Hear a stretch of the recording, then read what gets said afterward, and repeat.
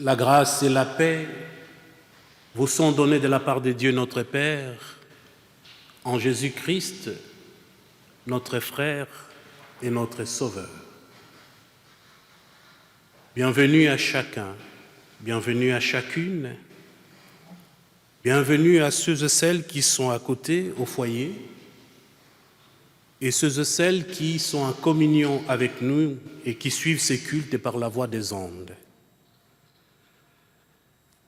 Rassemblés en ce vendredi saint, invités par Jésus-Christ à entendre sa parole et à communier au pain et au vin de son repas, nous allons relire aujourd'hui l'évangile de la Passion, qui sera ponctué par des moments de silence, des cantiques que nous allons fredonner et aussi de musique. Et ceux qui nous accompagnent par la musique, c'est Simon Beauveret, Romain qui sont au violon, Irénée en alto, Raphaël au violoncelle et Margot Boitard à l'orgue. Frères et sœurs, nous sommes habitués à la croix que portent aujourd'hui tant d'hommes et de femmes, et même à cette première croix, celle du Christ. Elle est devenue aujourd'hui un objet familier dans nos églises et dans certaines de nos maisons.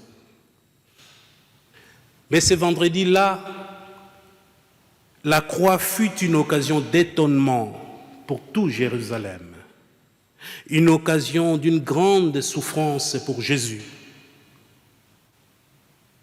une occasion de scandale pour Pierre et les autres disciples.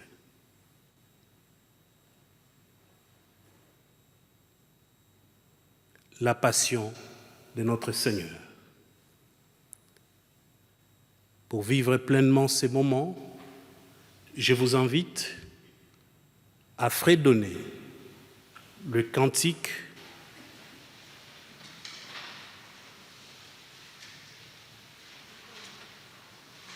plutôt c'est Margot qui va nous jouer le premier morceau qui va nous préparer à entrer tranquillement en ces moments de méditation et de prière.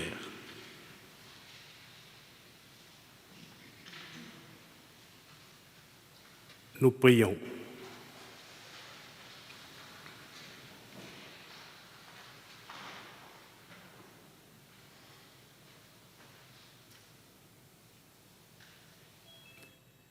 Dieu notre Père,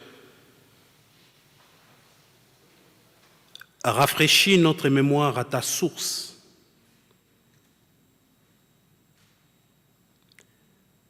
Ouvre nos oreilles à cette parole d'évangile.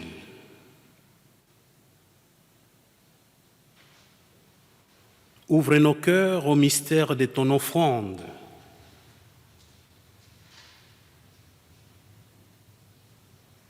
Ouvre nos esprits au sens de ta mort sur la croix.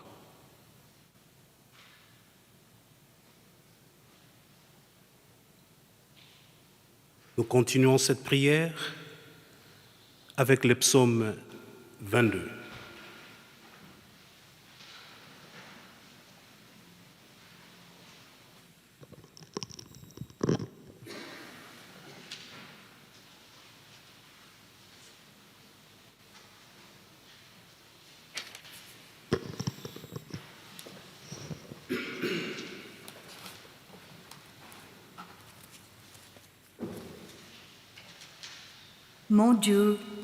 Mon Dieu, pourquoi m'as-tu abandonné et t'éloignes-tu sans me secourir, sans écouter mes plaintes? Mon Dieu, je crie le jour et tu ne réponds pas. la nuit, et je n'ai point de repos. Pourtant tu es le Saint, tu sièges au milieu des louanges d'Israël. En toi se confiaient nos pères, ils se confiaient et tu les délivrais. Ils criaient à toi et ils étaient sauvés. Ils se confiaient en toi et ils n'étaient point confus. Et moi, je suis un ver et non un homme, l'opprobre des hommes est le méprisé du peuple. Tous ceux qui me voient se moquent de moi. Ils ouvrent la bouche, secouent la tête. Recommande-toi à l'Éternel. L'Éternel le sauvera. Il le délivrera puisqu'il l'aime. Oui, tu m'as fait sortir du sein maternel. Tu m'as mis en sûreté sur les mamelles de ma mère. Dès le sein maternel, j'ai été sous ta garde. Dès le ventre de ma mère, tu as été mon Dieu. Ne t'éloigne pas de moi quand la détresse est proche, quand personne ne vient à mon secours. Et nous nous levons pour chanter « Le Seigneur t'abandonnera pas à ma vie » dans le psautier et cantique 297, les strophes 1 et 2.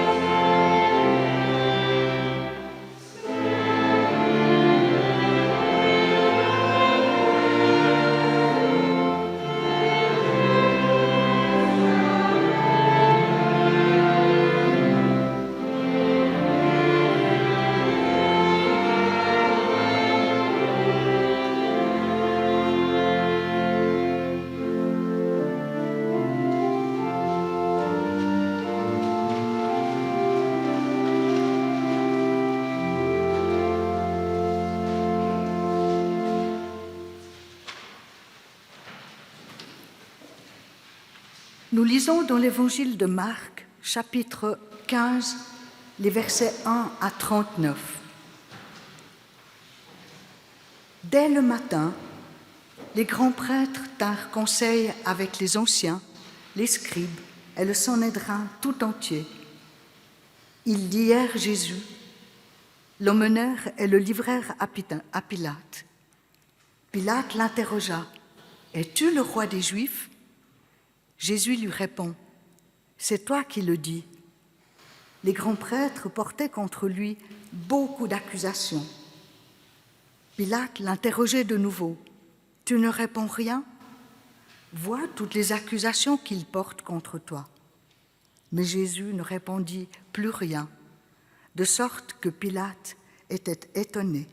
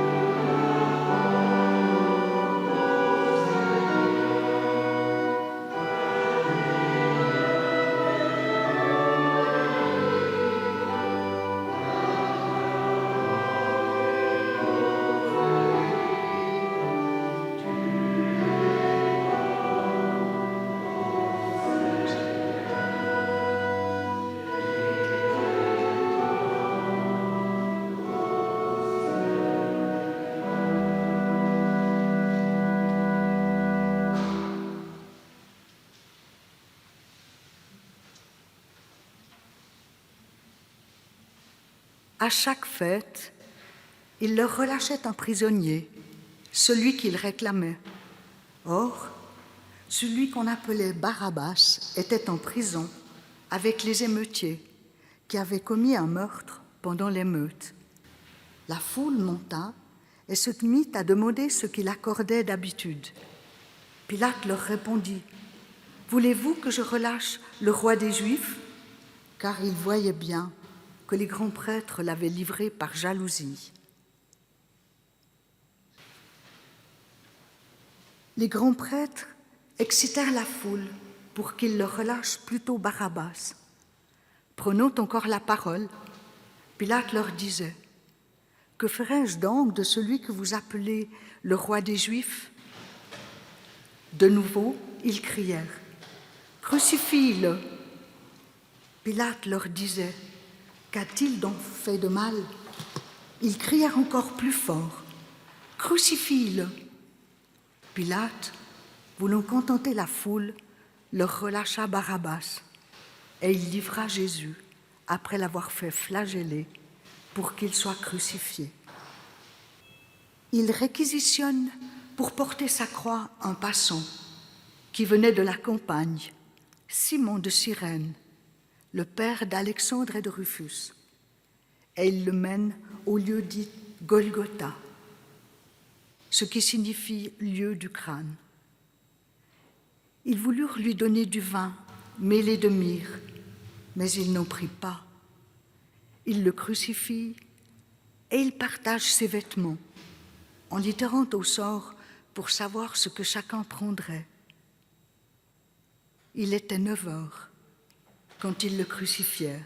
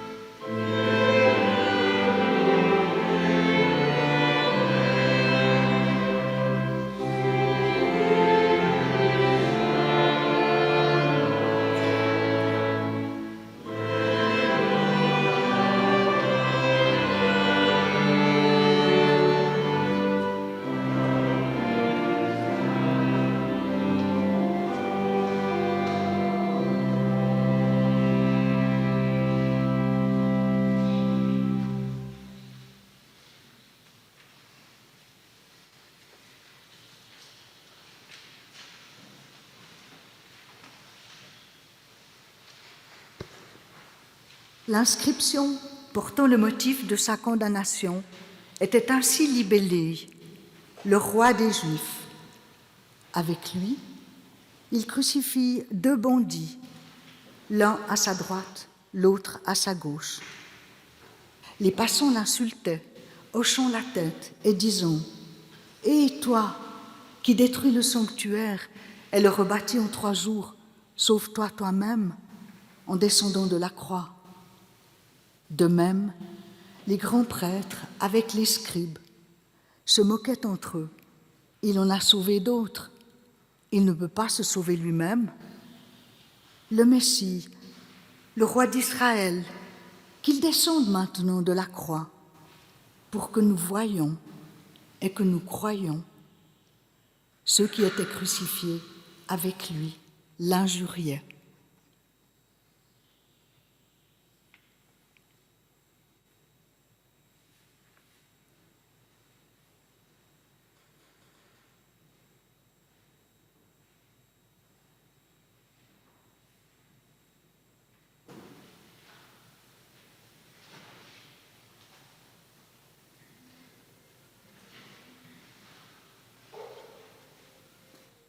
À midi, il y eut des ténèbres sur toute la terre jusqu'à 3 heures.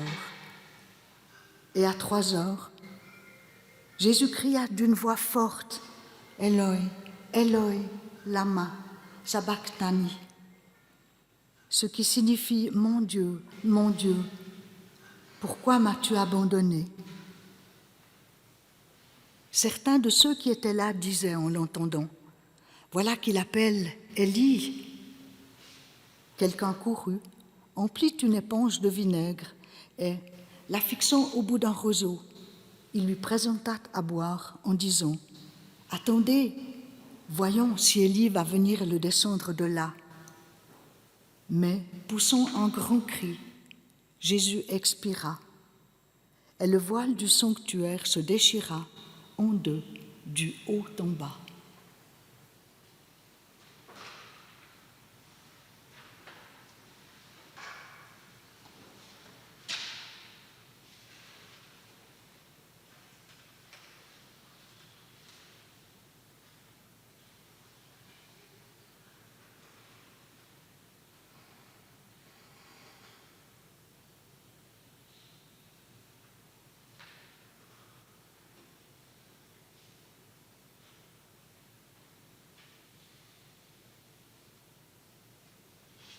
Le centurion qui se tenait devant lui, voyant qu'il avait ainsi expiré, dit « Vraiment, cet homme était fils de Dieu. »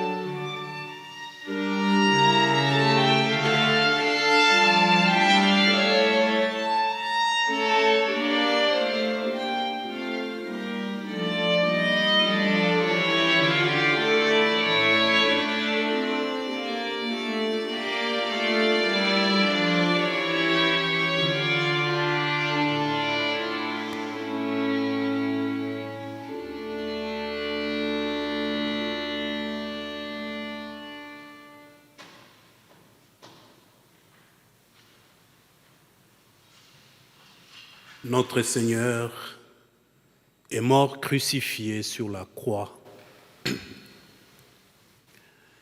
Quand j'étais enfant, jusqu'à plus ou moins 10 ans, 8-10 ans, chaque fois que j'allais à la messe avec mes parents, le vendredi saint, chaque fois qu'on lisait ces récits des passions, je pleurais. Je pleurais amèrement pendant la messe et même à la maison, puisque je continuais à méditer ces textes. J'étais profondément triste. Il y avait de l'incompréhension. J'étais troublé. Et ce matin, en début de ces cultes, ces sentiments, ces différents sentiments se sont encore réveillés quand j'ai pris la parole pour commencer ces cultes. Vous l'avez peut-être remarqué. De l'incompréhension. Comment l'humanité peut-elle tuer celui que Dieu lui a envoyé pour son salut? Comment l'humanité a pu rejeter le Messie, son sauveur?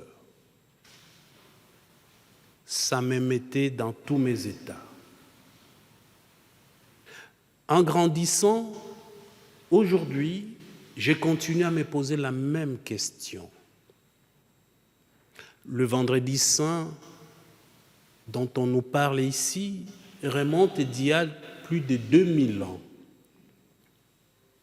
Qu'en est-il aujourd'hui de Jésus que nous confessons, que nous proclamons comme Seigneur et Sauveur dans notre monde d'aujourd'hui? Est-il accepté? Est-ce que nous continuons à le crucifier, cet homme juste, défenseur des marginalisés, des veuves et des orphelins, c'est lui qui n'a passé sa vie qu'à faire du bien à ses proches? Qu'en est-il aujourd'hui?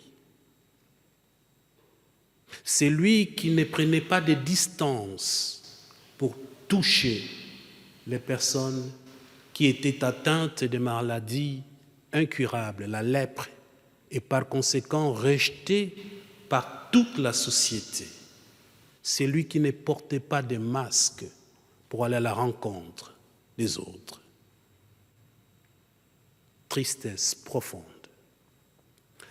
En effet, depuis plus d'une année, nous avons appris à porter des masques, un masque, à nous laver les mains, à respecter des distances sociales.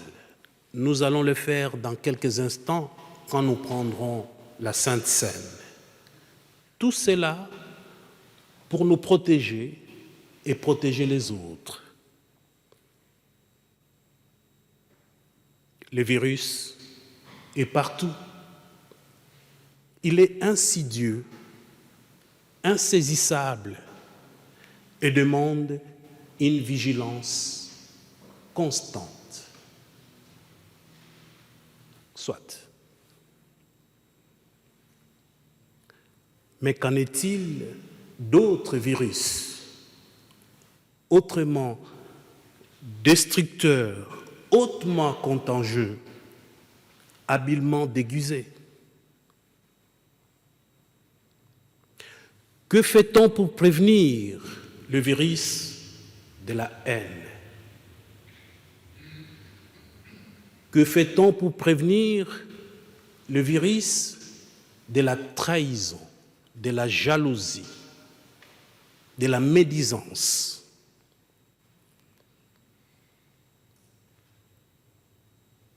Que fait-on pour combattre le virus de la consommation à outrance que les publicités instillent avec une puissance financière inouïe?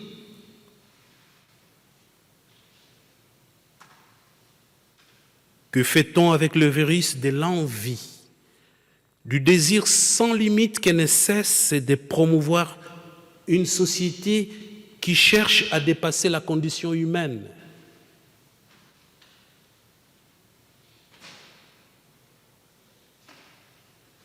Que fait-on avec le virus de l'individu roi qui n'a que des droits et pas un seul devoir?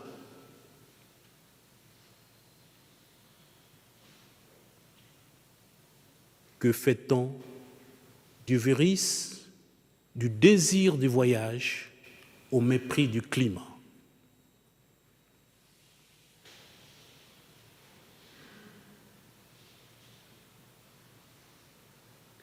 Que fait-on du virus de moi d'abord au détriment de l'autre, des autres?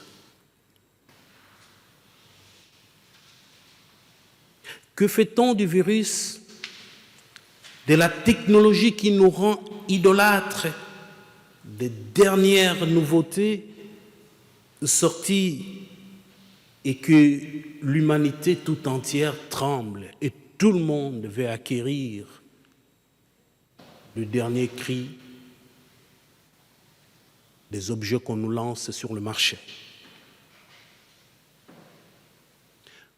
Pour tous ces virus, je ne connais qu'une prophylaxie. C'est se laisser accompagner par le Christ. C'est accueillir ce Christ dans nos vies et nous laisser guider par ses préceptes qui vont conduire à une conversion totale de l'être humain.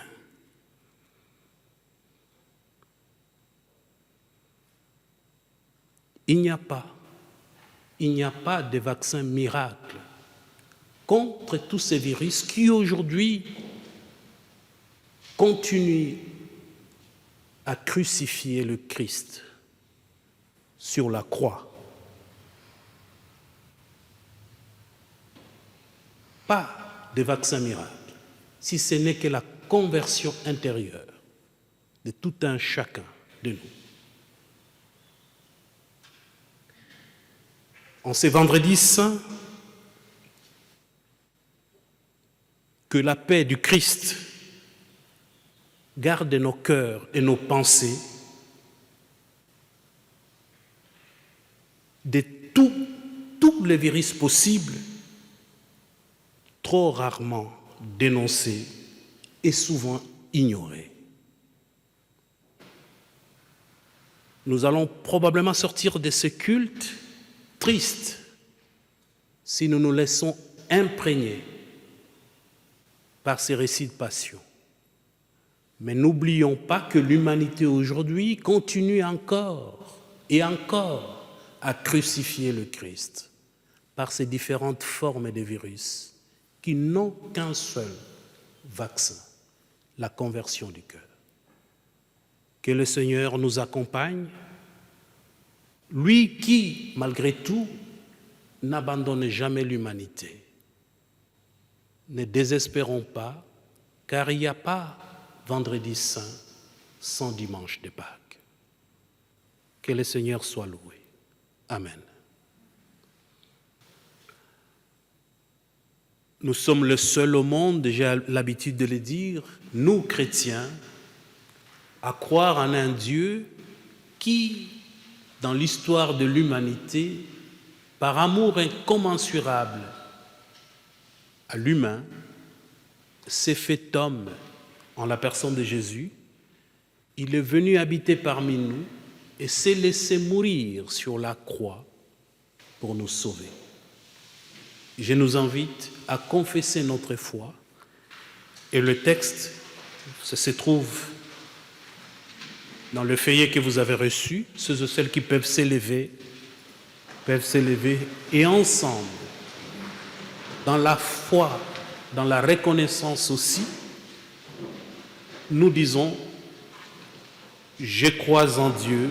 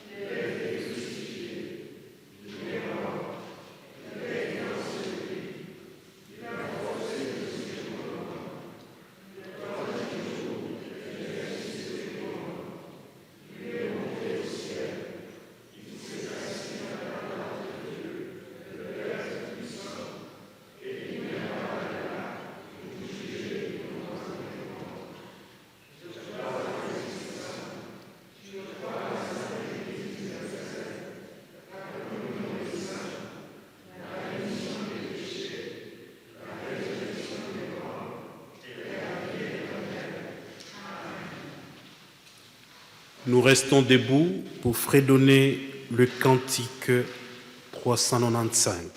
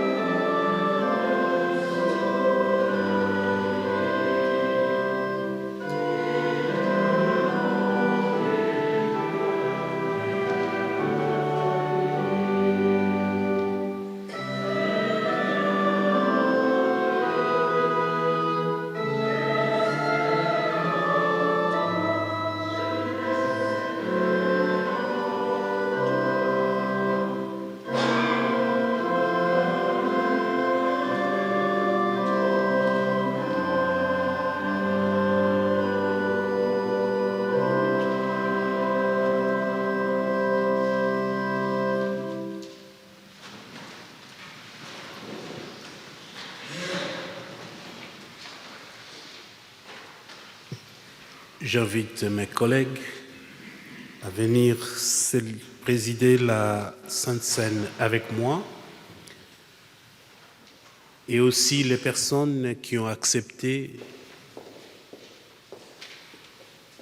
de distribuer le pain et le vin avec nous, de s'approcher déjà. Et tout à l'heure, nous vous donnerons les consignes à suivre pour la communion.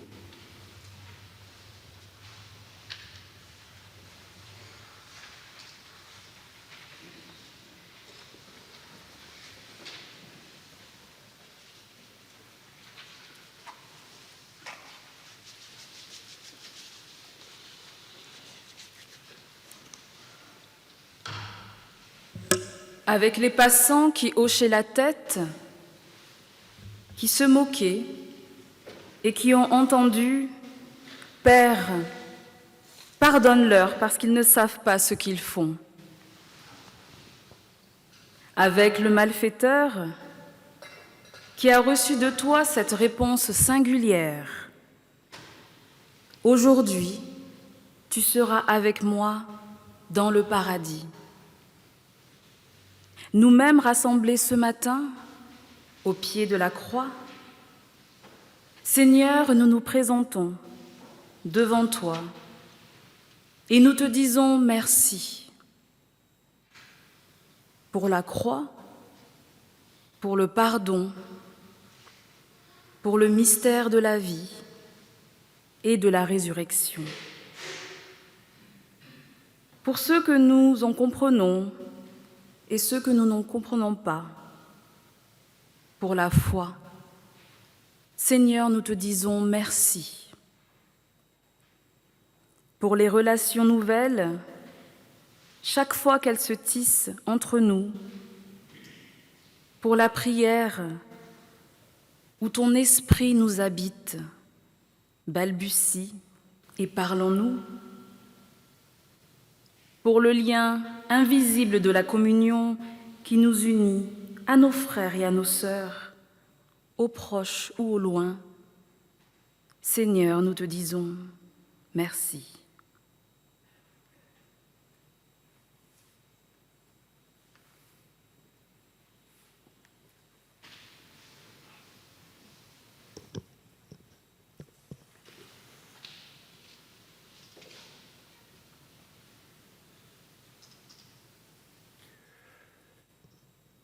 Quand ce fut l'heure, Jésus se mit à table avec les 12 disciples.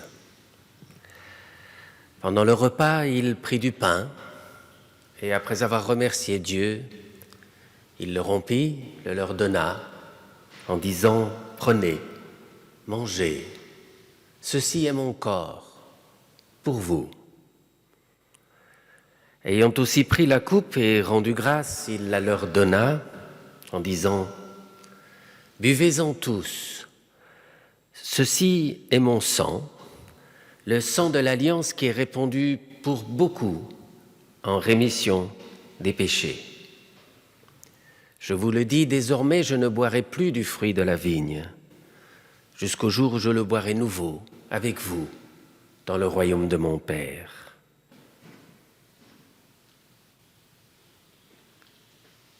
Père saint et juste, nous nous souvenons du sacrifice offert une fois pour toutes sur la croix par notre Seigneur Jésus-Christ.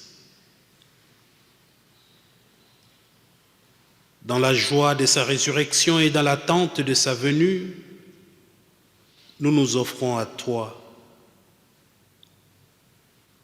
Renouvelle-nous dans la certitude de ton pardon. Fais-nous vivre de la vie du ressuscité, qu'il demeure en nous et nous en lui. Envoie sur nous ton Saint-Esprit, qu'en recevant ce pain et cette coupe, il nous soit donné de communier au corps et au sang de ton Fils. Par lui, toujours tu crées, tu vivifies, et tu nous donnes tous tes biens. À toi soit la gloire et la louange au siècle des siècles. Tu nous rassembles, tu fais de nous les uns avec les autres le corps de ton Fils, ses membres réunis, lui qui nous a appris à dire tous ensemble, Notre Père, que ton nom soit sanctifié, que ton règne vienne, que ta volonté soit faite sur la terre comme au ciel. Donne-nous aujourd'hui notre pain de ce jour. Pardonne-nous nos offenses, comme nous pardonnons aussi à ceux qui nous ont offensés. Et ne nous laisse pas entrer en tentation, mais délivre-nous du mal, car c'est à toi qu'appartiennent le règne, la puissance et la gloire au siècle des siècles. Amen.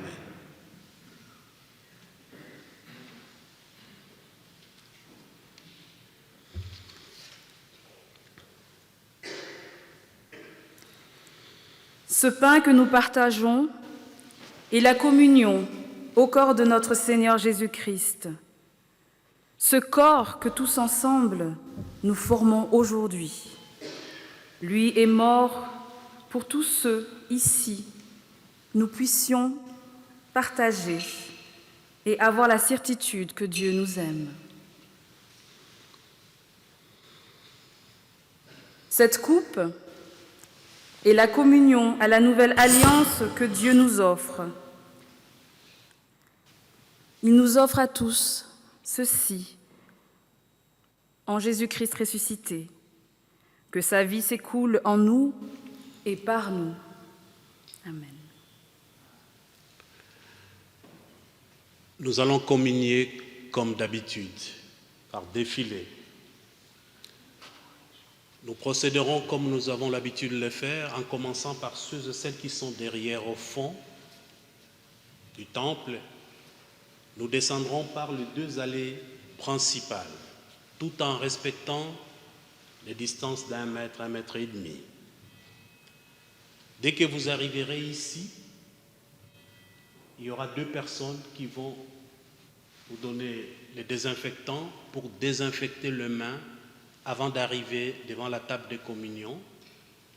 Nous serons 2 à donner du pain. Et pendant tout ce temps, vous gardez votre masque. Nous allons vous donner du pain sans vous toucher, sans toucher au pain, avec ces pinces. Jusque-là, vous n'enlevez toujours pas le masque. C'est lorsque vous arrivez pour prendre soit du vin, soit du jus de raisin. Et le jus de raisin, c'est le plateau qui a du ruban bleu. Si vous ne souhaitez pas prendre du vin, vous prendrez du jus de raisin dans le plateau qui a le ruban bleu. C'est quand on vous tend le verre du vin que vous enlevez le masque, vous prenez le pain et le vin et vous remettez immédiatement le masque. Vous prenez votre verre, vous allez les jeter, voilà, vous les mettez là-dedans, ceux qui vont rejoindre leur place par ce côté-là, et ceux qui rejoindront leur place par ce côté, ils trouveront le même récipient sur le premier banc. Vous remettez tranquillement votre verre et vous regagnez votre place. Est-ce que c'est plus ou moins clair?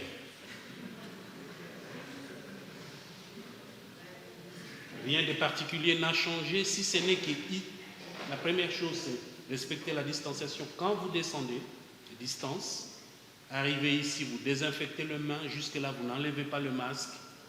On vous donne du pain, vous n'enlevez toujours pas le masque. Vous allez prendre du vin ou du jus de raisin, selon votre choix, et c'est là que vous prenez à la fois du pain et du vin, en enlevant évidemment le masque, et puis vous les remettez tout de suite, et vous déposez le verre dans les récipients réservés à cet effet. Voilà. Venez, tout est prêt. Jésus, quand il a partagé son dernier repas, il y avait Judas qui allait le trahir et Pierre qui allait le renier 3 fois. Mais il a partagé ces derniers repas avec eux, il ne les a pas exclus. Que rien ne vous empêche de venir communier au corps et au sang du Christ, car Dieu nous accueille tels que nous sommes. Un peu de patience, je n'ai pas encore fini. Et un de nous va aller de l'autre côté, à la salle, au foyer, pour donner la communion. Il n'y a personne? Tout le monde est ici? Donc Michel, tu restes avec nous. Merci.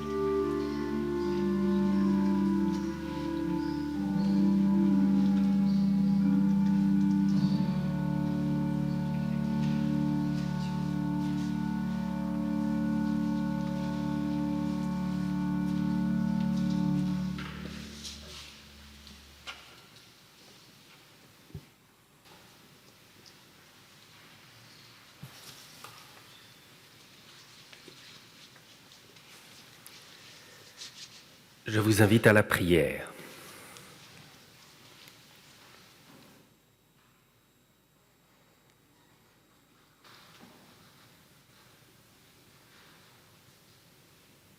Toi, le crucifié,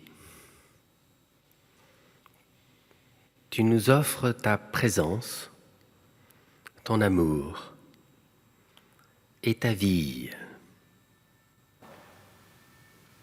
Qu'en nous, la reconnaissance jaillisse et que l'amour fraternel anime nos actions.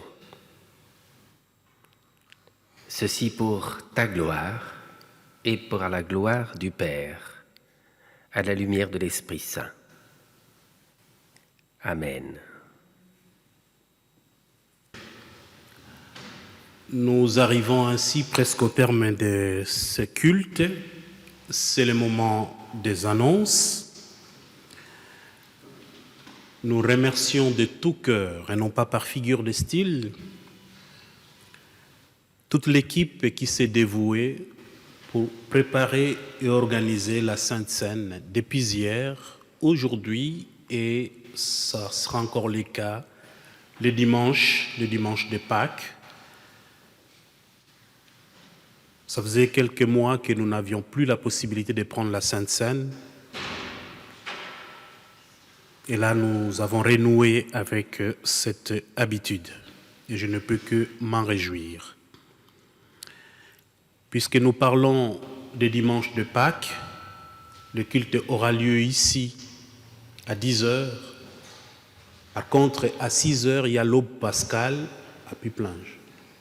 Il faut aller à 6h devant l'église de Choulet. À partir de là, on va vous indiquer, c'est à quelques mètres de là, c'est pas très loin. À 6h pile du matin. Et après ça, nous pourrons nous retrouver ici pour le culte. Merci aux musiciens. Je cite Simon, Romain, Irénée, Raphaël, sans oublier Margot, qui nous ont conduits par ces temps de musique. Merci à eux. Merci à chacun et à chacune d'entre vous pour votre participation à ces cultes. Il ne nous reste qu'à vous souhaiter un bon dimanche. Je ne sais pas s'il y a d'autres annonces parmi nous. Si ce n'est pas le cas, nous allons nous lever pour recevoir la bénédiction de la part de notre Seigneur. Quiconque se déclarera pour moi devant les hommes, dit Jésus, je me déclarerai moi aussi pour lui devant mon Père qui est aux cieux. Que la paix de Dieu qui dépasse tout ce qu'on peut comprendre, plus grande que l'obscurité de Vendredi Saint, plus fort que le mystère du tombeau, garde vos cœurs et vos pensées avec le Christ Jésus. Amen.